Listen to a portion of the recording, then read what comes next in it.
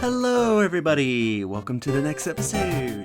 In the last episode, we delivered a letter from Undyne to Alphys and ended up going on a date with Alphys, which eventually Alphys revealed her love to Undyne. Lesbian love, everybody.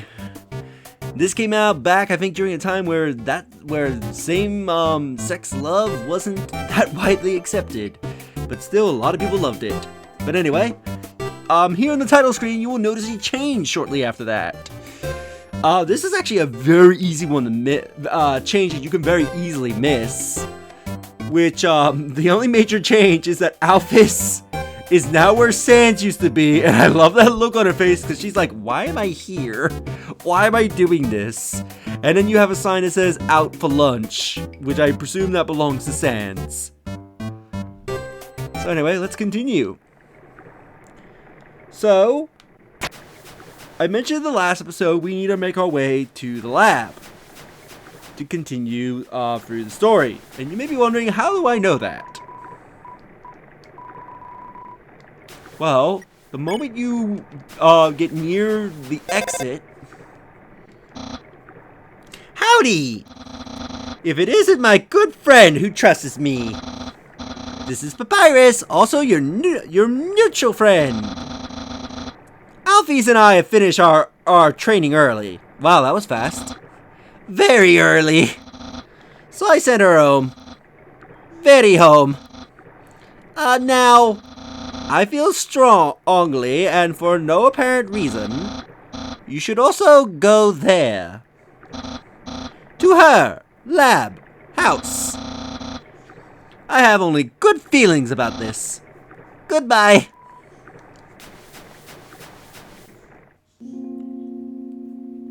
So Papyrus tells you to go to the lab.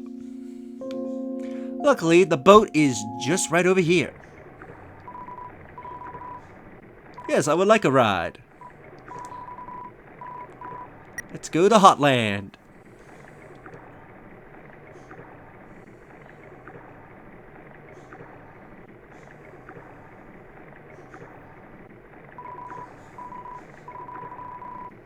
I'm having a little concert.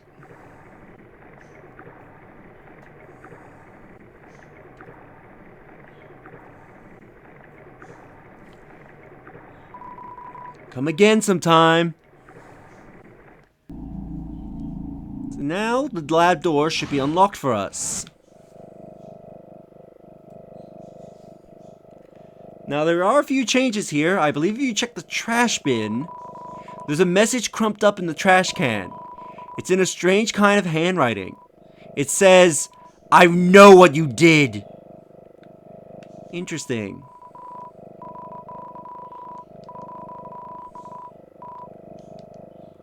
Anyway, if you continue forward, you're gonna notice this note here, and also this door will open.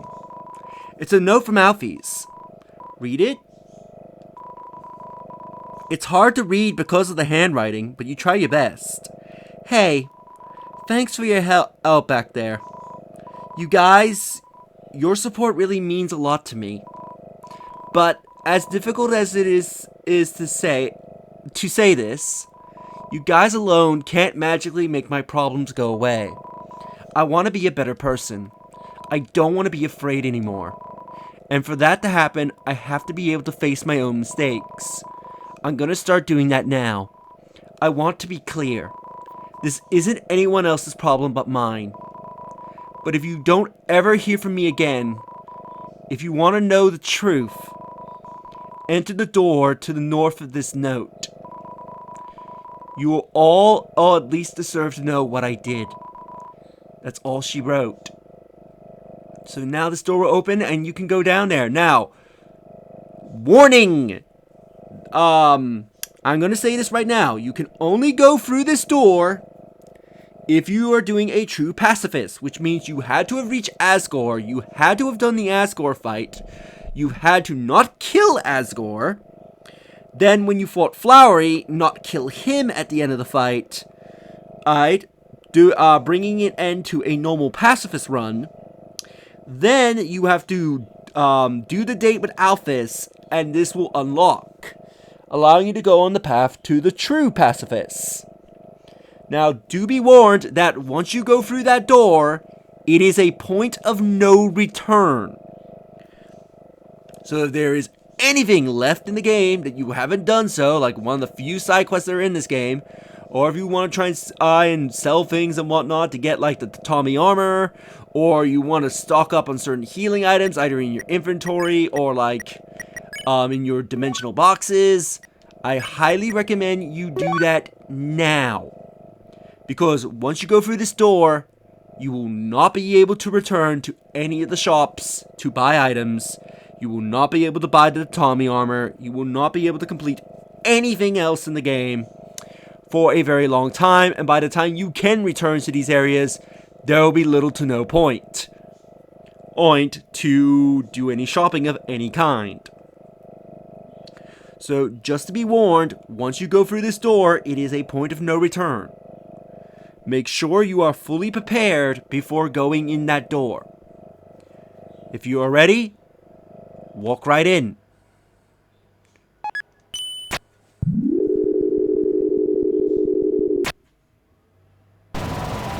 Warning! Warning! Elevator losing power! Illuminati seminary loss! Attitude dropping!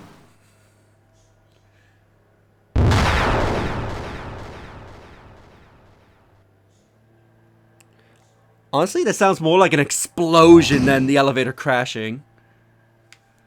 As you can see, none of the buttons work. It seems to have lost power, so you cannot leave. Welcome to the most eerie location in Undertale. Entry number 1. This is it. It's time to do what the king has asked me to do. I will create the power to free us all. I will unleash the power of the soul. Entry number 2. The barrier is locked by the soul power. Unfortunately, this power cannot be recreated artificially. The soul power can only be derived from what was once living. So, to create more, we will have to use what we have now. The souls of monsters. So these are notes left behind by Alphys. Entry number 3. But extracting a soul from a living monster would require incredible power. Besides being impractical, doing so would instantly destroy the soul's host. And unlike the persistent souls of humans, the souls of most monsters disappear immediately upon death. If only I could make a monster soul last. Entry number 5. So at this point, the entries are not going to be in order. I've done it. Using the blueprints, I have extracted it from the human souls. I believe this is what gives their souls the strength to persist after death. The will to keep living. The resolve to change fate. Let's call this power determination.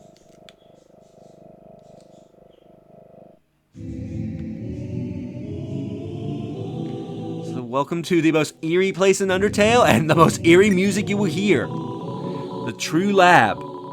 There's a note on the ground. You can't make it out at all. Elevator, lost power.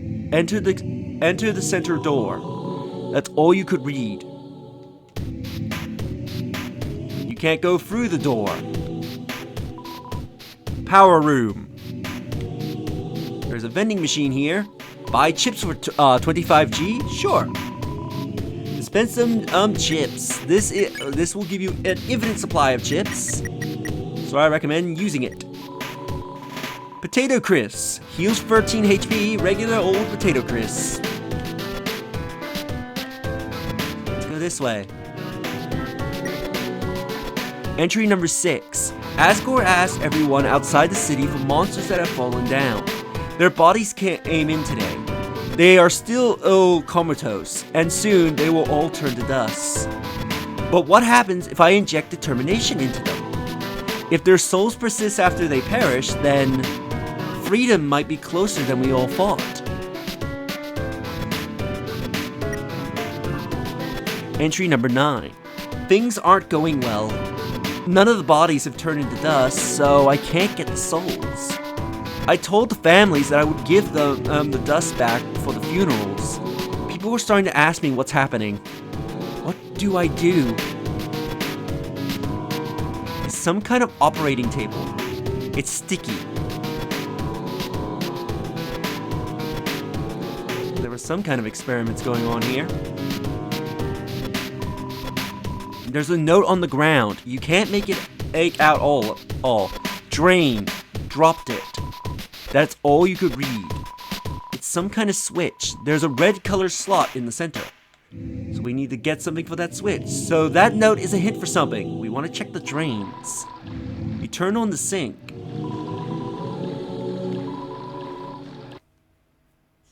That's not water.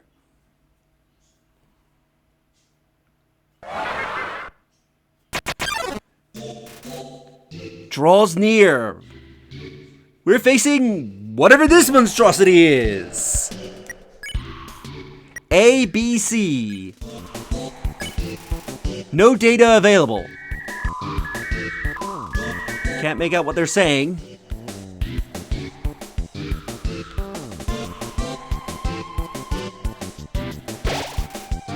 But nobody came. So, you cannot fight these things. They have infinite health. If you try to attack them, they will just not take damage, or they will, but immediately recover it. Attack 35, defense 30. So for these guys, I believe if you wait long enough, the game will eventually tell you what you need to do. But nobody came. But I believe the game will eventually tell you to pull out your cell phone because you are receiving a signal. You take out your cell phone, you can hear voices through the receiver. Come join the fun.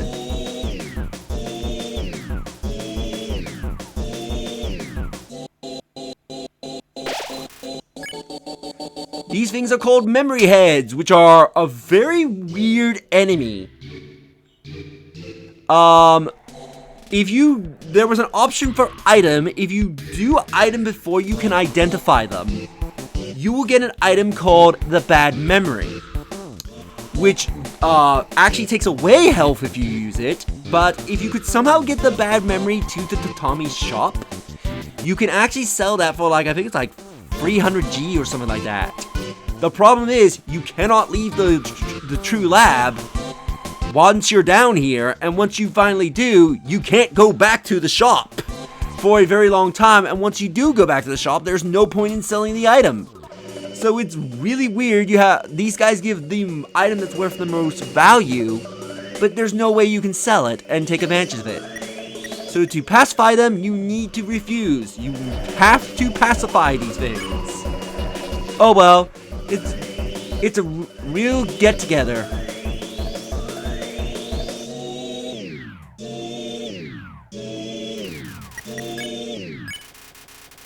You won. And it dropped a red key.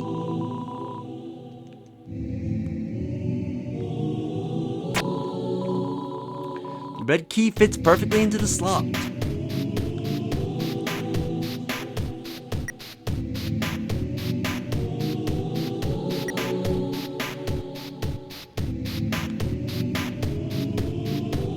So we just got a taste of what's lying down here.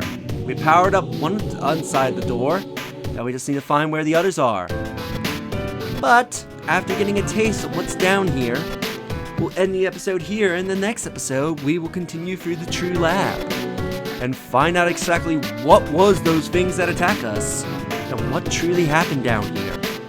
If you enjoyed this episode, do like the video as it helps tremendously. Subscribe if you haven't already. Leave a comment down below on your thoughts on this episode and share the video so that way more people can discover my content and help the channel grow. And I'll see you all in the next episode. Later, everybody. Oh, let's also read what the save point actually has to say before I go. Okay, it says nothing. Bye.